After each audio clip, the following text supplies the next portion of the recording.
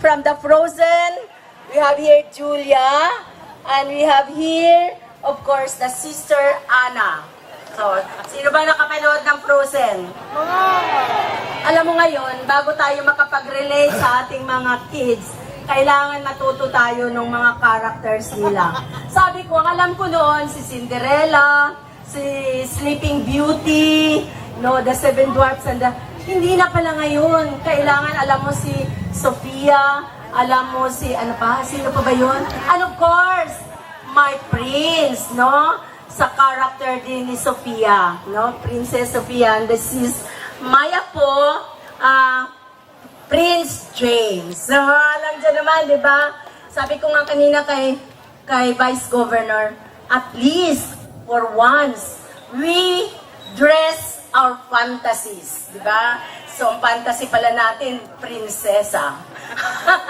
So, anyway, according to them, according to Maya po, sabi ko, ano ba yung character ni Sofia? Sabi niya sa akin, si Sofia, yung kanyang amulet, yun ang nagkakaroon siya ng access to animals. So, yan, see? Alam ba ninyo yan? Okay. Akala ko ako lang hindi nakakaalam. Anyway, I know that you're not excited for my message. I know what you're excited of, di ba? So, ano ba yan? Diretsuhan na or mag-message pa ako? Oh. So, anyway, it's really nice to feel like a child, di ba? Para tayo ngayong mga bata. Para akong prinsesa sa character ng fairy tale na, Sofia, no? So, after all, there's a saying that Christmas is for children. So, we're all children now, so let's celebrate Christmas. So, we are now celebrating Christmas as children. You know, as early as November, marami na nagtatanong sa akin, Ma'am, mag-celebrate ba tayo ngayon ng Christmas? Sabi ko, siyempre, nagse-celebrate talaga ng Christmas. Ang ibig sabihin, sa probinsya ba, magkakaroon ba tayo ng Christmas party? Yun ang tanong. Hindi ko masasagot dahil because of a lot of uncertainties, no? Just imagine on the first week of December, yun, nagkakaroon na naman tayo ng tension, anxiety, after all that advisory of the forthcoming typhoon, Ruby or Hagupit, di ba? So, but then, I said, 2 years na hindi tayo nagki-Christmas party. Remember? In 2012, we planned for a grand celebration. We already work out supposed to be doon sa ating theme at saka motif. Kaya mayroon such thing as Pink Christmas at the time. Remember? Hindi natuloy dahil it was the saddest part in the history of our province when we were hit by Pablo. So again, last year, sabi natin, magse-celebrate tayo. But then as early as November, marami naman tayong mga kababayan na tinamaan naman ng pinaka-grabing disaster that ever hit this country and perhaps even the world. And that is yung Yolanda. Kaya sometimes with all these uncertainties, I could not really say na we are going to really hold a Christmas party like this. But again, sabi nila, ano na talaga, di ba? At one time we already said na simple breakfast lang tayo. But then I said, second to the last year ko na lang ngayon, di ba? Second to the last Christmas that I would be spending with you as, anong tawag dito, as your governors. Sabi ko siguro, we'll have a simple Christmas party. Nagtitipid tayo, kaya pasensya na kayo ha, mga hotdog, mga bibingka, mga ano na lang dyan. But we want it to be a memorable one. Like, we are trying to collect memories for us to remember and for us to strengthen our bond as well as our talagang, fellowship. So I think this is the reason why we said about we planned this to be a children's Christmas party. And everybody seems to be happy talaga. Alam mo, sabi ko kanina, hindi ko makikilala sila. Bakit lahat talaga bumata? Lahat, pati si Dr. Malinta, di ba? Grabe talaga ang sayaw niya, di ba? Who would ever think that he's retiring next year? So, sabi ko, ganito pala, dresses can make a difference, di ba? Dresses, just like the hair, it can make a difference. It's a crowning glory. But, it can really make a difference. So, just imagine kanina, I tried to identify each. Wala na akong makilala. Sino yan? Ay, si ano yan, ha? O talaga, parang talagang teen at batang-bata. So, but anyway, I think we're able to do justice to the party because we intend to have more fun. We want to behave like children. So, like, tumatawa si Mamo, di ba? Kaya nga, every time kakausapin ko, Miguel, halika. Children's party tayo. Kausapin mo nga si Mamo, ano bang gagawin natin pag children's party? So, I'm glad that everybody participated. So, it is the spirit of being a member of the provincial government. So, palakpakan naman ninyo. Masyado kayong engross sa i-announce ko. Kaya you don't care anymore about the prizes. So, and besides, I feel that we have a lot of reasons to celebrate. Talaga. First, despite all the adversities, despite all the trials that we went through, still I think this is the champion province in the whole region. We have been cited for a lot of things.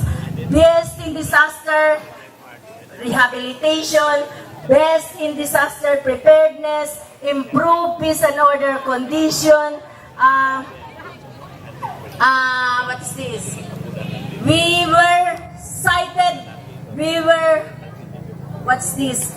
We were cited and we were, uploaded for having one of our properties, the Mount Tamigitan, as the UNESCO's World Heritage Site and the Asian Heritage Site, ASEAN Heritage Site, without much effort because after we garnered the UNESCO, that's the UN,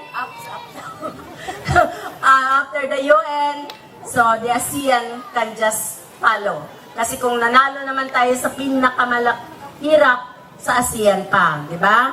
So, we garnered all the awards in agriculture, all the awards in disaster preparedness, and just lately, last week, without even expecting, we were cited by the MRDP, which is a partnership of the World Bank and the Department of Agriculture, as the best provincial LGU, best performing provincial LGU. And that is for the whole Mindanao.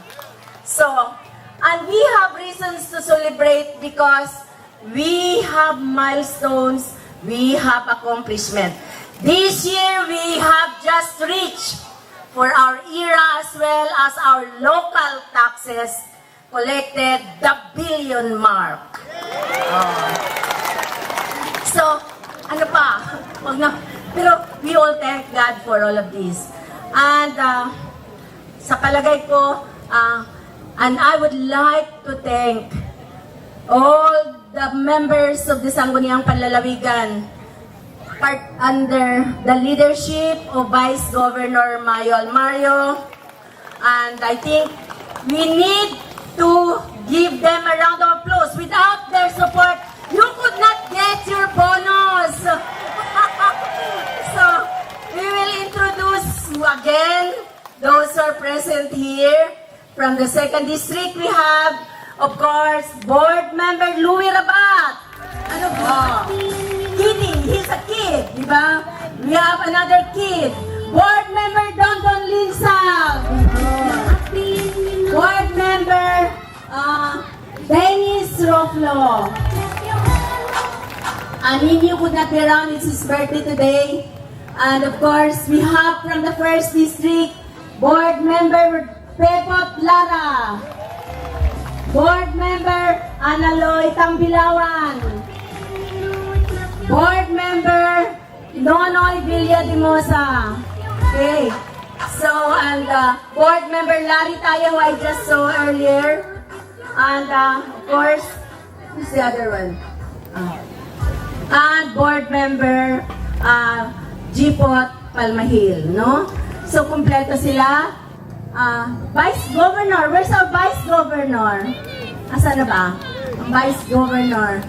Vice Governor Mayo Almario. Okay, please. Pag hindi sila nag-approve nito, noon, lahat ng accomplishments natin all went through the Sangguniang Panlalawigan for approval, for concurrence, including your bonus today, which I'm going to announce. Thank you, Mai. Thank you all of our honorable board members. Salamat, yun kayo. Yes, wala talaga akong masasabi sa suporta ninyo sa akin. Sa lahat ng projects na accomplish natin, to include one of the biggest project which I would like, and I take pride, that it is the provincial team that made it happen, which is the biggest irrigation dam in Mindanao, the Aragon Dam in Katil. So again, thank you so much, no? I would like also to thank all our partners. Some of them are here. So, from the Philippine Army, we have here Assistant Brigade Commander Victan, as well as Lieutenant Colonel Chanco. Also from the Philippine National Police, and all the, tingnan mo ninyo, dapat, halika PDT, patingin mo sa kanila yung ano mo, yung attire mo. You are, baka you can be awarded as one, halika dito PDT. If you're happy and you know it, clap your hands. If you're happy and you know it, then you really ought to show it. If you're happy and you know it. Ano masasabi ninyo? Kay PD, the friendly cup. So, PD, thank you PD, thank you for being game. Diba? So, alam mo, ano yan PD? Fantasy mo rin yan? So, okay, salamat. Yun tayo, no? Of course, we take pride in one project also, which brought Davao Oriental to the world, no? The venue of our party this evening, this afternoon, the Subangan Provincial Museum.